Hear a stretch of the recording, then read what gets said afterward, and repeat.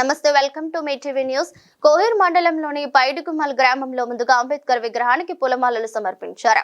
అనంతరం జై బాపు జై భీమ్ జై సంవిధాన్ రాజ్యాంగ పరిరక్షణ సన్నాహక సమావేశం మరియు పాదయాత్ర కార్యక్రమం నిర్వహించారు.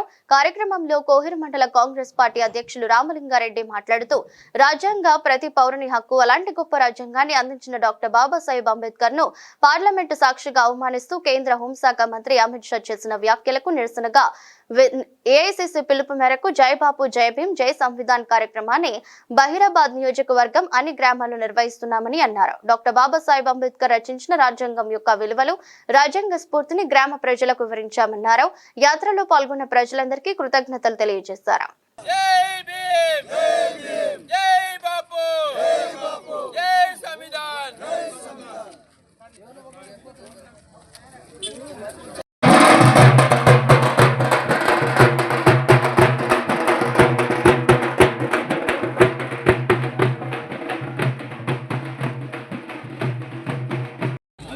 చేతులు ముంగడ పెట్టండి. భారతీయులైన మేము మా రాజ్యాంగాన్ని అత్యంత పవిత్రమైనదిగా ప్రపంచంలోనే రాజ్యాంగంగా మాకు సార్వభౌమత్వ సామ్యవాద లౌకిక ప్రజాస్వామ్య గణతంత్ర రాజ్యాంగంగా నిర్మించుకోవడానికి సాంఘిక ఆర్థిక రాజకీయ న్యాయాన్ని ఆలోచన భావ ప్రకటనలను అంతస్తుల్లోనూ అవకాశాల్లోనూ సమానత్వాన్ని నిర్మించడానికి కుల, మత, ప్రాంత, వర్ణ, లింగ, ధనిక, భేద లాంటి ఏ రకమైన భేదాలు లేకుండా అందరికీ సమాన హక్కులు బాధ్యతలు రాజ్యాంగము కల్పించింది. ఇటీవల పరిణామాలు రాజ్యాంగ స్ఫూర్తిని దెబ్బతీస్తూ ప్రజాస్వామ్య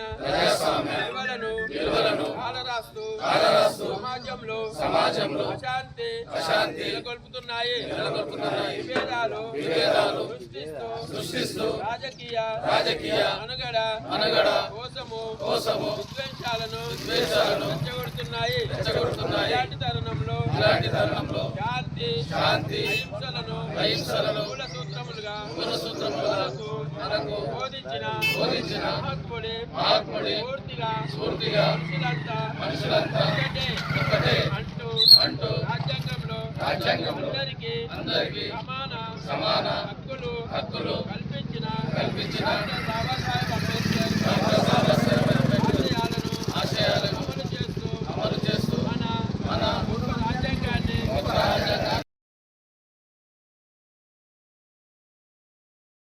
నాయకులకు, కార్యకర్తలకు, మండల నాయకులకు, ఇతర గ్రామాల నుంచి వచ్చిన కార్యకర్తలకు, నాయకులకు ఈరోజు ఎందుకు వచ్చినట్టే ఈరోజు సెంట్రల్ రాజ్యాంగం గురించి ప్రతిరోజు మన